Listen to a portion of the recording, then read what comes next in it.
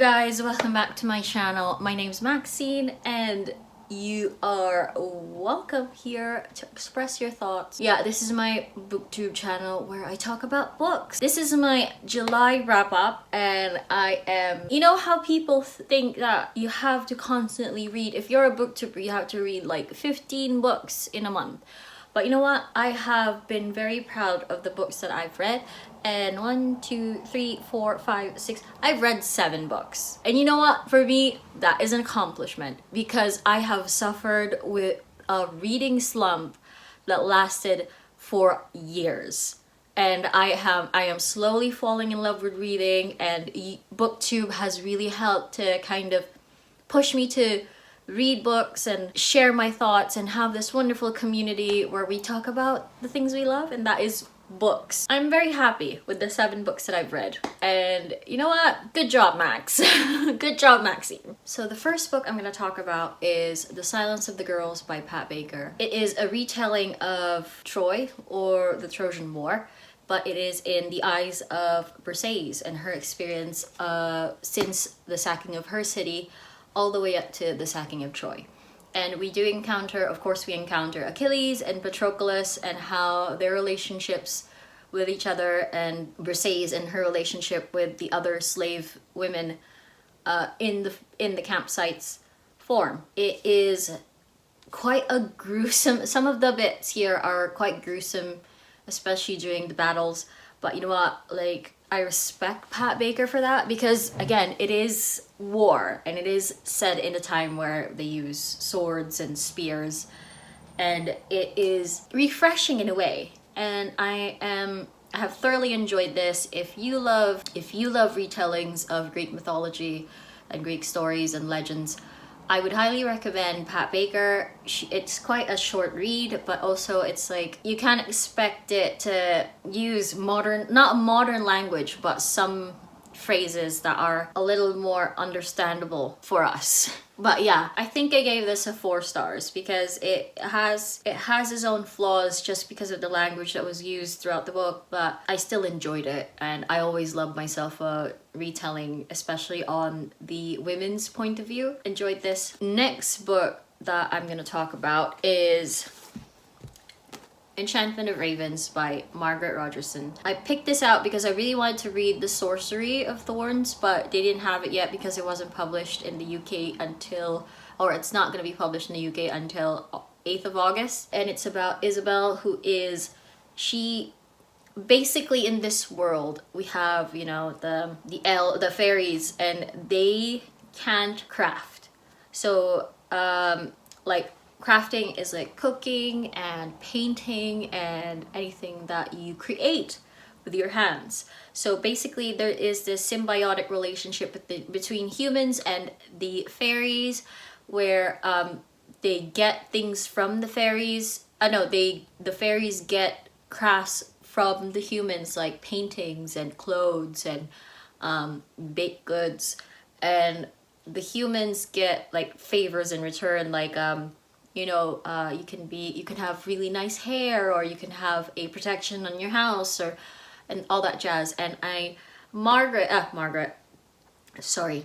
Isabel, she then encounters a visit from the Autumn Prince, he is a very powerful elf. He belongs in the Autumn Kingdom, and he commissions her for a self-portrait. She then paints it, and then he takes it to his castle, to his kingdom, and then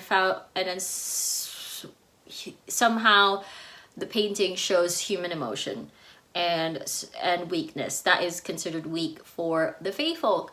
And he comes back, takes Isabel to his kingdom for her to explain why she did it. It's kind of like a punishment thing, and all the trouble ensues. The one thing I didn't was a little bit disappointed by this book is we never even got to the Autumn Kingdom.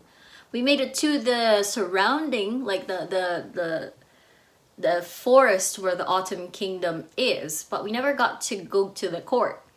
We managed to get to the Spring Court, but it's isolated, this story, with just Isabel and the Autumn Prince. What's his name again? With Brooke. So we're just focusing on Isabel and Rook's relationship as they go through the forest.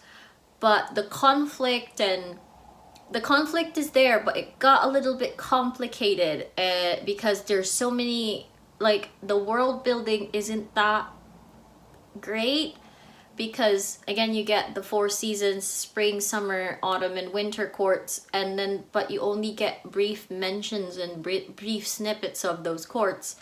And again, I understand that it is a standalone story, but it had so much potential, but it didn't hit the mark for me. I mean, I love the story of their relationship. It's quite cute, but there wasn't enough interaction with the actual autumn court.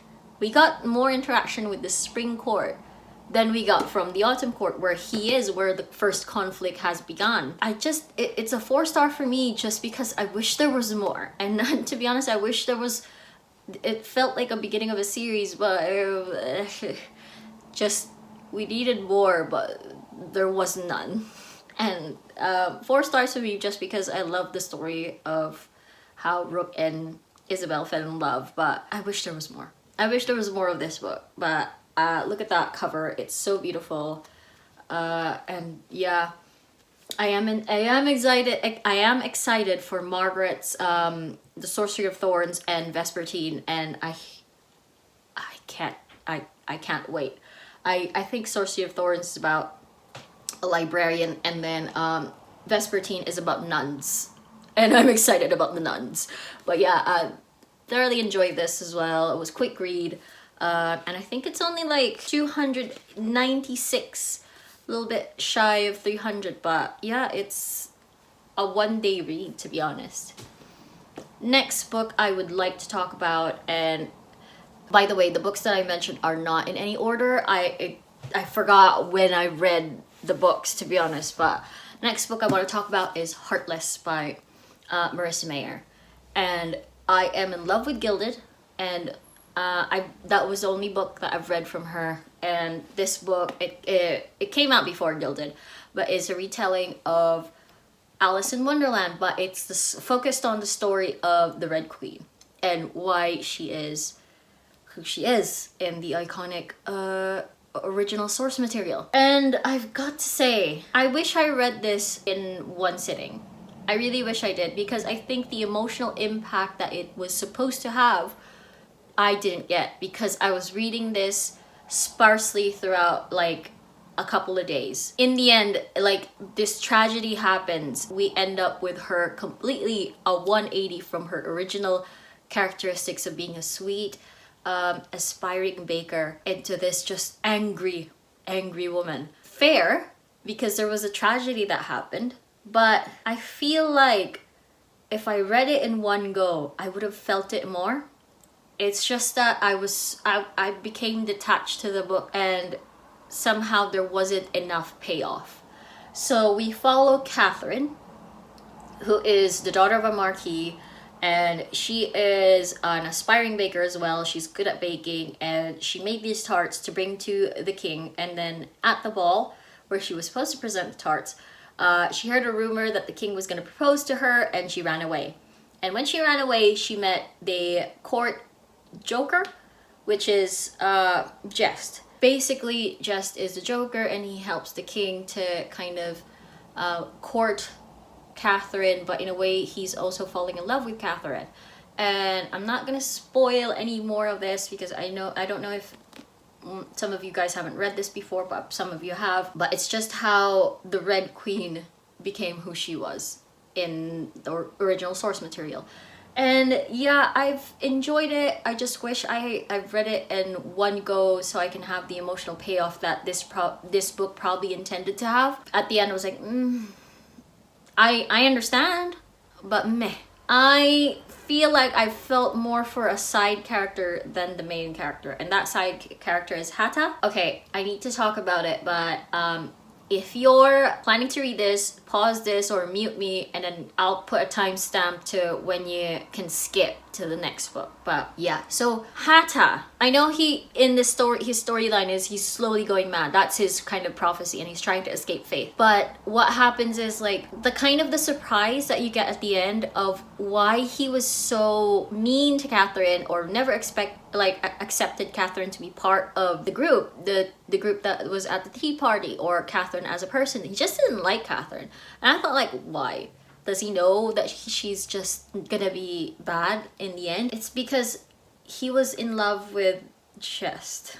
And the fact that at the end, where the conversation that she had with Hata, with his clock, he had like a pocket watch that he kept with him, and that is kind of his borrowed time until when fate would finally catch up to him and he will eventually turn mad. That scene there where the pocket watch was at on the table, and it was slowly, the ticking was starting to get faster and faster and faster and faster. It means that fate was coming near him. And then he was talking to Catherine, telling her that, you know, the first time I saw you walk into the tea party with Jest, I already knew that Jest's heart was stolen. Because of you, that's the reason why we don't have Jest anymore, because Jest dies in the end. Spoiler alert. Like, Catherine said, you shouldn't have followed me. Hata's explanation for why Jest followed her through the door to defeat the Jabberwocky was because Jest loves her. But then why was Hata there? And then the reason why is because Jest was there. He followed his heart as well. And I just, and as soon as the pocket watch stopped ticking, and you could just see Hata just crack and became insane. That's the bit that actually gave more emotional impact for me than Catherine's story. But I honestly, that part with Hata kind of gave it its redemption. I was about to give this a 3-star, but that bit with Hata is just pushed it up to a 4-star with me. And yeah, I love that part of the book, but the rest of it, I wish there was more payoff. But yeah, that's Heartless by Marissa Mayer. Next book I want to talk about is a big chunkiest one, and that is House of Earth and Blood by Sarah J. Maas. This is the first book that I read from Sarah J. Maas. It is an urban fantasy, and yeah, we follow Bryce Quinlan, and she is half fairy, and she is basically a party girl, and she loves drinking and doing drugs. She has the form of a human being, which means that she is quite curvaceous, and she still has pointy ears. Basically, she doesn't have any superpowers or any magical abilities. And she gets involved in a serious crime that happened. Well, she wasn't involved, but she was one of the almost victims of a serious murder. And that murder happened to her best friend, so she lost her best friend. Basically, the Angels, which is kind of like the police of this world, sets out to investigate what happened to that night. And then she meets this angel, Hunt Athalar, and oh, he's hot. Hunt is hot. But anyway, yeah, it's just how they kind of solve this whole kind of mystery on what happened that fateful night where she lost her best friend. Bryce, I have got to say, is such a strong woman. Like, out of all the books I've read, she is badass. She is so badass. So, I've got to say, I have enjoyed Sarah J. Maas's writing, and hopefully I will read ACOTAR soon. Thoroughly enjoy this. I give this a 4.5 stars because the payoff you get where you're nearing the end, like during the climax of the book, some characters died and I was left sobbing. Like, I was sitting on that couch reading it and tears was just flowing down. And it is such a good book because the fact that it made me cry, I have got to say, is worth a 4.5 stars. I honestly thought there would be more smut, but because of all the things that I've heard about ACOTAR and that whole series, I honestly thought there was gonna be more smut. Just a little bit of teasing, but hopefully the second book has some sexy scenes in it, because fingers crossed, I love that. Finally, I'm gonna show you the last 3 books, and I I have done a reading vlog about this, and that is the Folk of the Air series. So we started off with The Cruel Prince, which I've annotated the hell out of that, and the Wicked King, which gave me emotional damage. This made me so anxious that I had to kind of stop filming and kind of pause for a couple of days before actually continuing the vlog. And then the last book is Queen of Nothing. So these are the books from Holly Black, and I have got to say these are quite YA. Enemies to lovers and a lot of political plotting. I've thoroughly enjoyed the series. I have annotated a lot, except for the last book, because I actually got so impatient that I had to listen to it on Audible, and then this came a day after. Hi guys, so that is all the books that I've read in July, and I hope you enjoyed this video. Thank you so much for all the subscribers that have been here and seen my videos. If you like this video and you want some more, please press the like button down below. Click that like button and that subscribe button, and I hope to see you again soon. Thank you so much for watching. Bye!